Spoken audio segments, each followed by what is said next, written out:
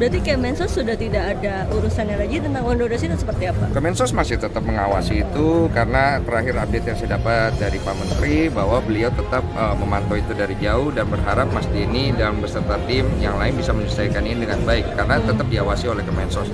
Kemensos itu kan kemarin sudah berupaya untuk mendamaikan. Cuman kan karena adanya hal-hal yang berurusan pribadi yang kemudian ini akhirnya bias kemana-mana. Jadi Kemensos juga harus menjaga sikap mereka, jangan sampai mereka itu jadinya yang tadinya bagus jadi nggak bagus menurut aku begitu. Jadi so far sih sejauh ini sikap Kemensos sudah cukup sih dengan mendamaikan aku dengan Pangat kemarin dan biarlah mereka melihat dulu memantau sebagai sebagai pemerintah ya. Kalau memang ini benar-benar menimbulkan chaos lagi ya pasti mereka akan melakukan.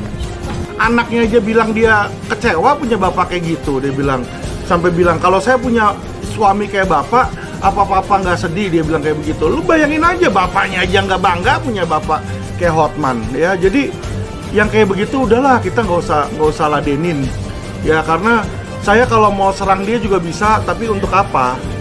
Sudah adakah yang menghubungi kamu untuk Bang Denny yuk duduk bareng? Damai, urusan damai. Ya urusan damai, yuk kita duduk bareng gitu. Belum Udah ada yang menghubungi kan? belum ada. Kalau ada sih saya dengan senang hati karena saya pernah bilang kemarin saya hanya terima perdamaian aja.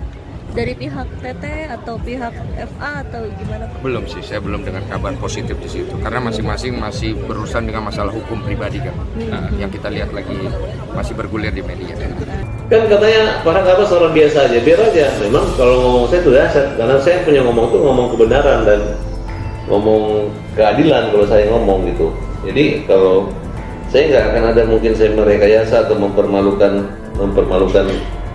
dengan cara-cara yang tidak benar, tapi apa yang saya katakan itu adalah satu cara yang menurut saya adalah cara yang berdasarkan akurat, faktual dan tidak mengada-ada.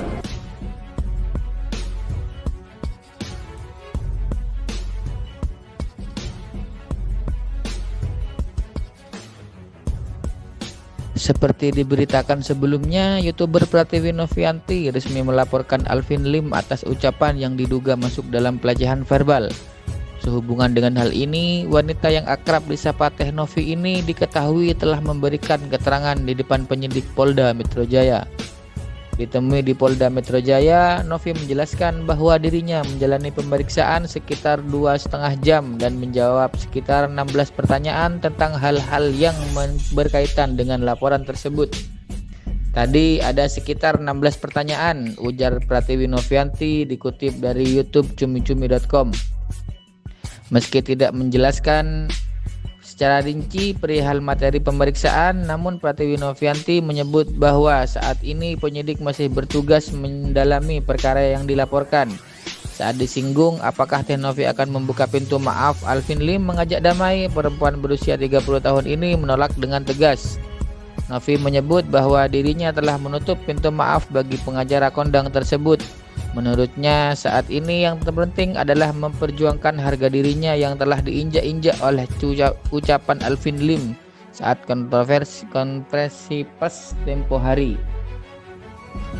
Ya, saya tetap maju sih. Saya rasa ini sudah saatnya, menyangkut harga diri soalnya, jelas Pratiwi Novianti.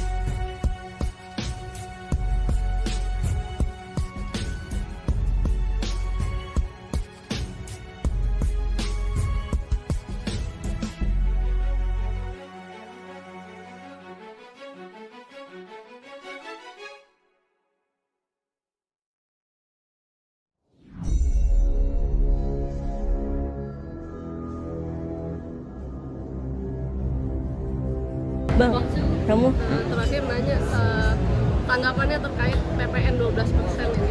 Yang mau tahun depan ya? Pusing nggak kok? Ya saya sih sebenarnya memikirkan masyarakat aja karena masyarakat itu kan pasti akan banyak yang terbebani dengan nilai yang cukup tinggi ya.